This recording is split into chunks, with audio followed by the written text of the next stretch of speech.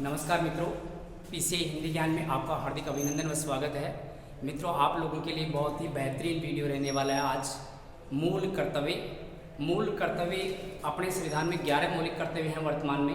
प्रत्येक मौलिक कर्तव्य को हम उंगलियों पर याद रखने वाले हैं।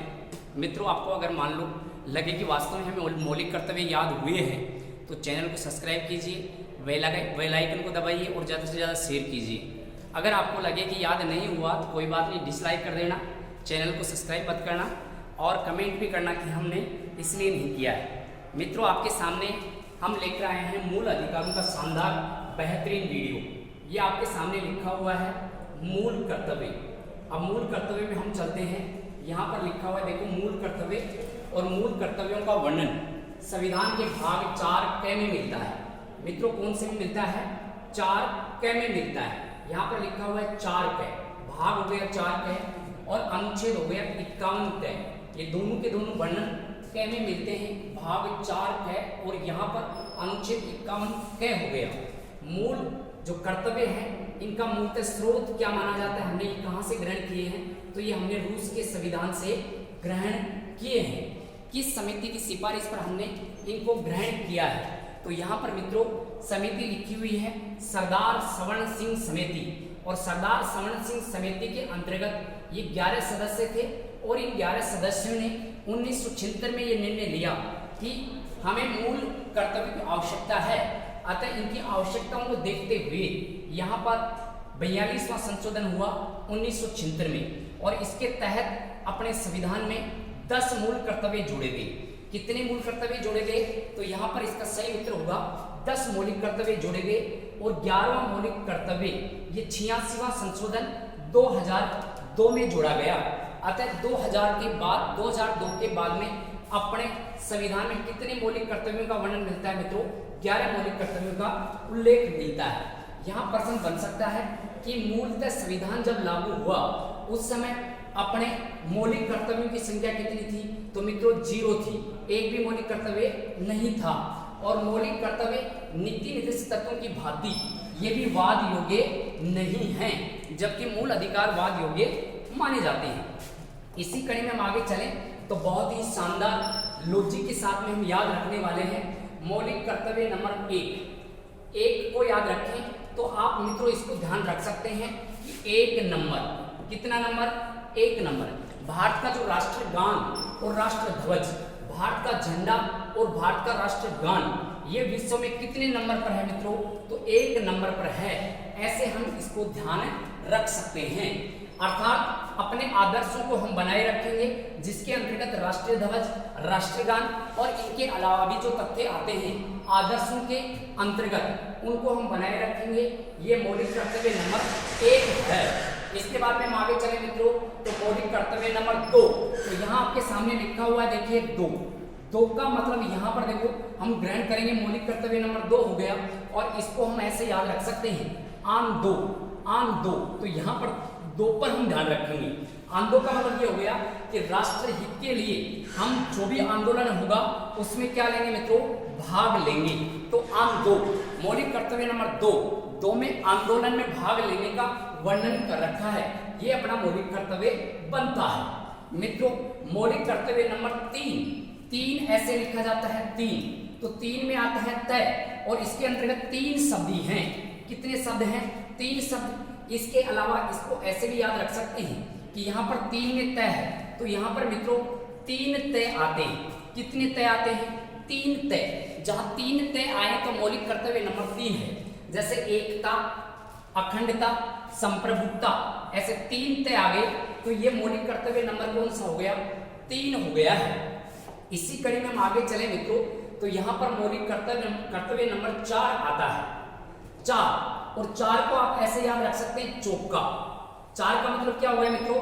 चौका। और किसका चौका है ये? सेवा का चौका है। हमारे भारतीय सैनिकों ने हमारे लिए सेवा का चौका लगाया है। मतलब ये है कि 1962 में युद्ध हुआ, फिर 1965 में युद्ध हुआ, फिर 1971 में युद्ध हुआ और 1999 में युद्ध हुआ। तो यहाँ पर अपने सैनिकों ने 4 युद्ध लड़े हैं और अपने देश की क्या की है मित्रों? सेवा की है। तो चौका, देश का चोखा, देश की रक्षा करेंगे और देश की सेवा करेंगे। ये वर्णन अपने संविधान के कौन से इस कर्तव्य के अंतर्गत आता है? तो कर्तव्य नंबर कौन सा आ गया मित्रों?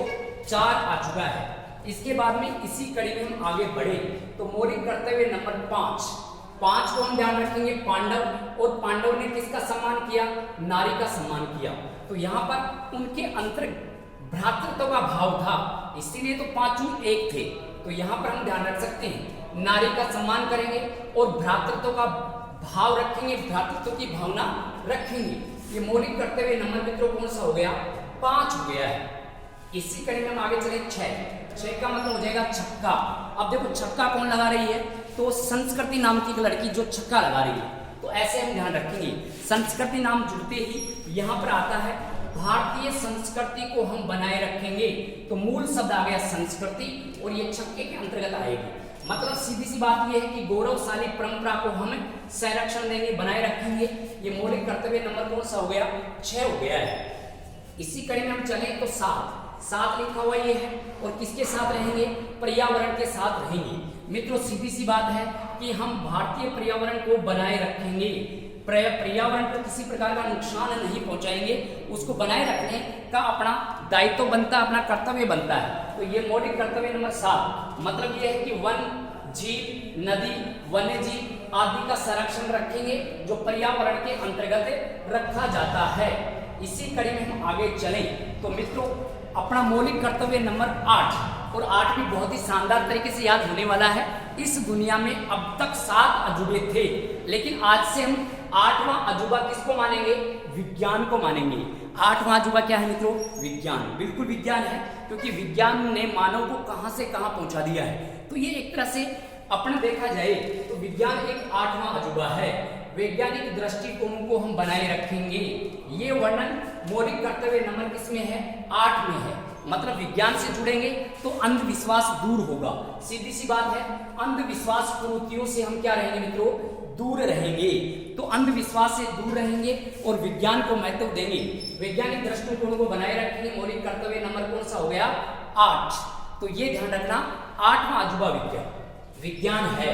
इसी कड़ी में हम आगे चले मित्रों तो यहाँ आपके समक्ष लिखा हुआ है, यहाँ मौलिक कर्तव्य नंबर 9, और नो का मतलब यहाँ इंग्लिश में हम लिखे नो। इस नो का मतलब क्या होता है मित्रों? नहीं। नो का मतलब क्या हो गया? नहीं। क्या नहीं? हिंसा नहीं करेंगे। क्या नहीं करेंगे? हिंसा नहीं करेंगे। मतलब सीधी सी बात यह है कि सार्वजनिक संपत्ति की हम रक्षा करेंगे, किसी जीव की हत्या नहीं करेंगे। तो किसी भी प्रकार की हम क्या नहीं करेंगे? हिंसा नहीं करेंगे, अहिंसा की पालना करेंगे। जैन धर्म के अंतर्गत हम महावीर स्वामी को पढ़ते हैं तो वहां अहिंसा की पालना करने का उपदेश यहाँ से हमें मिलता है। तो मित्रों 9 में हो जाएगा नहीं, और क्या नहीं? हिंसा नहीं करेंगे। इसी कड़ी में हम चलें आगे तो यहाँ पर मित्रों ये भी बहुत ही लॉजिक से याद रहने वाला है। मौलिक कर्तव्य नंबर 10 मतलब 10 में से कितने नंबर प्राप्त कर लिए? 10 प्राप्त कर लिए हैं। तो सीधी सी बात यह है कि बहुत अच्छा प्रदर्शन किया है और हमें यहाँ पर मौका मिला, और मौका मिला तो अच्छा प्रदर्शन किया, प्रतिस्पर्धा में भाग लिया और हमने बढ़िया से बढ़िया प्रदर्शन किया। ये इसमें लिखा हुआ है उत्कृष्ट प्रदर्शन। 10 में से 10 मतलब कैसा प्रदर्शन? उत्कृष्ट प्रदर्शन को बनाए रखेंगे। जैसे सामूहिक प्रतिस्पर्धा होगी उसमें भाग लेंगे और अपनी पूरी भागीदारी उसमें निभाएंगे।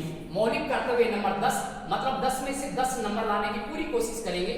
मौलिक कर्तव्य नंबर हुआ 10।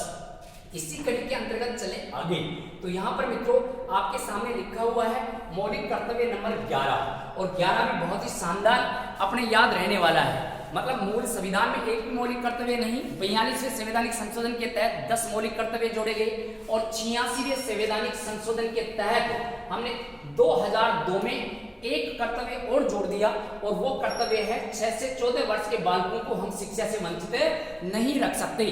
माता पिता का यहाँ पर हम बात कर सकते हैं, माता पिता का ये कर्तव्य बनता है कि वो अपनी संतान को क्या करवाएंगे? शिक्षा दिलाएंगे, शिक्षा से वंचित नहीं कर सकते।